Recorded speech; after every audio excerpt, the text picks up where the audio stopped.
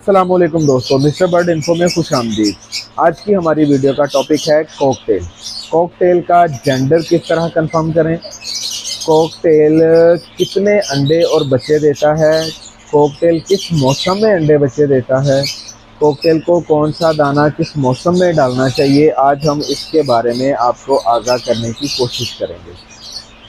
तो चलिए दोस्तों सबसे पहले बढ़ते हैं कॉकटेल का जेंडर कंफर्म करने की तरफ। कॉकटेल का जेंडर मेल और फीमेल का इस तरह कंफर्म किया जाता है, उसमें कोई भी कलर हो, ग्रे हो, कॉमन वाइट हो, चारकोल हो, पर्ल हो, आप उसका बर्ड जब पकड़ के उसके पर खोलेंगे तो अगर हर पर के ऊपर डॉट होंगे तो वो फीमेल है, और अगर सारे पर खाली होंगे तो वो मेल है। और कभी कभार कुछ मेल भी इस तरह के होते हैं जिनके एक या दो पर पे डॉट हैं, अगले एक दो पर खाली हैं, फिर एक दो पर के ऊपर डॉट हैं, फिर एक दो पर खाली हैं।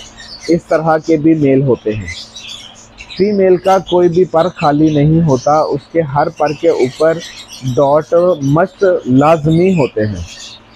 ये तो हो गया कॉकटेल के ग्रे, कॉमन वाइट में और पर्ल वगैरह में मेल और फीमेल किस तरह देखा जाए, ये तो होगी उसकी निशानी। अब चलते हैं जी इनो की तरफ। इनो को आप कभी भी पर खोल के हुए उसके डॉट नहीं देख सकते, क्योंकि इनो के परों के ऊपर डॉट होते ही नहीं है।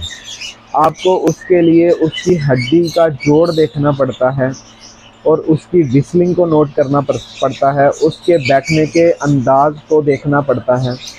जो फीमेल है वो पाँव थोड़े खोल के खुले पाँव रख के बैठेगी, जो मेल है वो अपने पाँव पास रखता है।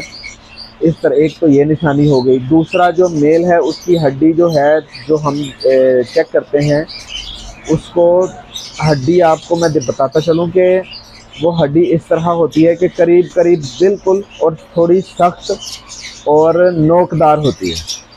और जो फीमेल है उसकी हड्डी में थोड़ा सा खला होता है और थोड़ी सी नरम होती है, और उसके जो नोकदार है वो नोकपन नहीं होता, उसको ऊपर से जो कॉर्नर एजेस हैं वो थोड़े से गुलाई में होते हैं। तो इस तरह इनो को हम चेक करते हैं। अगर आपको इन चीज़ों से ना समझ आए तो आप सबसे आसान काम है डीएनए करवा लें। तो डीएनए जो है वो इकोनॉमिकल बर्ड के लिए ज़रूरी नहीं समझा जाता, क्योंकि उतने का बर्ड है, उतने पैसे उसके डीएनए पे लग जाएं तो ये मतलब बहुत सारे लोग उनका डीएनए नहीं करवाते। दूसरा, आप विस्लिंग नोट कर सकते हैं। जो मेल है वो थोड़ा लाउड मतलब ऊंची आवाज़ में विसल करता है, और जो फीमेल है वो भी विस्लिंग करती है लेकिन स्लो धीमी आवाज़ में। उनकी आवाज़ में भी थोड़ा सा फ़र्क होता है, फीमेल की आवाज़ और मेल की आवाज़ में हल्का सा फ़र्क होता है। तो ये हो गया दोस्तों उनके जेंडर को कंफर्म करने का तरीका।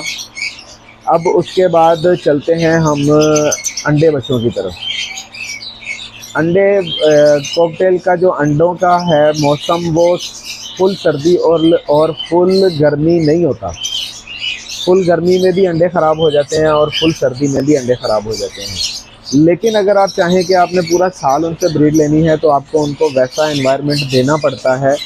मतलब गर्मी है तो आप कूलर लगाएं, उनको वैसा टेम्परेचर दें, वैसी ह्यूमिडिटी दें, तो वो फिर अंडे बच्चे देते हैं, ब्रीड करते हैं।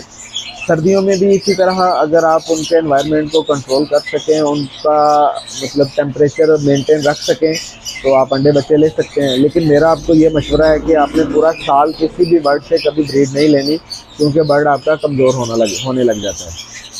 उसके बाद ये 3, 4, 5, 6 इस तरह अंडे देते हैं। 5-6 अंडे देने वाला जानवर जो होता है बर्ड, वो बहुत अच्छा गिना जाता है। तो 21 से 23 दिनों में इसके अंडे हैच हो जाते हैं, मतलब अंडों से बच्चे निकल आते हैं। उसके बाद तकरीबन 2.5 महीने लगते हैं बच्चा सेल्फ होने में। तो बच्चा जब सेल्फ हो जाए, आपको लगे कि बच्चा अब खुद खा पी रहा है, तो आपने फ़ौरन से कभी बच्चे को अलग नहीं करना, क्योंकि फिर भी 10 से 15 दिन वो बच्चा अपने माँ बाप से फीड लेता रहता है।